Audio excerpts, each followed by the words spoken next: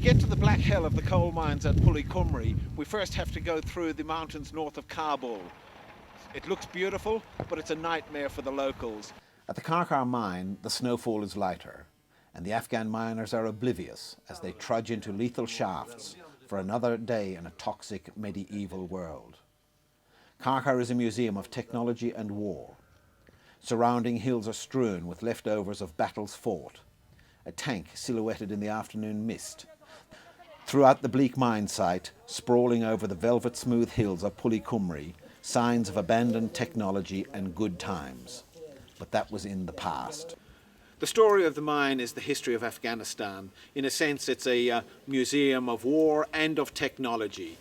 It peaked in the 1980s during the Soviet occupation. They were given the best of East European technology, but bit by bit that all broke down during two subsequent wars. It was abandoned where it broke down, like the bulldozer behind me.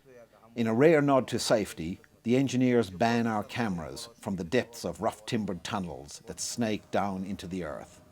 Tellingly, as we drop into a shaft that has claimed more than 200 lives in recent years, the engineers refuse to join us, or to acknowledge the fires that break out from time to time. The only machine still working at Karkar is an old winch that hauls tiny wagons of dusty coal up a last 65-degree incline to the surface. All else is back-breaking labour. In a country filled with donkeys, they don't even force their stalwart beasts of burden into this hell.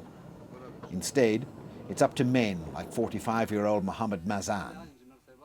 Drenched in sweat, we find him at the southern extremity of a deep gallery running off the number 3 shaft. Barefooted and stripped to the waist, he claws at the brittle coalface amid noxious clouds of methane gas. He is armed with just a pickaxe, and with each blow, unsettling chunks of the gallery ceiling fall on us. 3 others work with him, all blackened with coal dust. Dazed by the gases, they take turns to load and lug wheelbarrows filled with coal, hundreds of meters through tunnels so shallow the men often are bent double. The only light is the dim glimmer of their headlamps. Remember last year's Beaconsfield mine rescue and all the sophisticated engineering and mine safety techniques revealed as Australian audiences were riveted by the drama? None of it is here. No occupational health and safety, no dust suppression, and no workers' compensation. No shop stewards, and all just for $2 or $3 a day. The Karkar miners have run out of the sturdy steel arches provided by the Russians to support the tunnels. Now they haul in splintering poplar trunks, a frightening number of which have snapped as they buttress shaft walls and ceilings.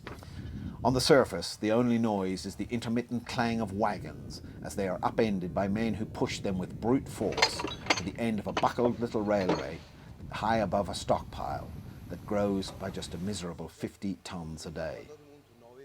The miner Mohammed Mazan complains. He doesn't have enough to eat and he can't afford his children's school books.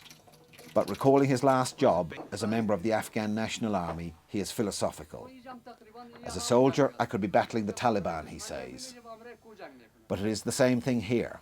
Fight the Taliban in the south or fight this mountain in the north.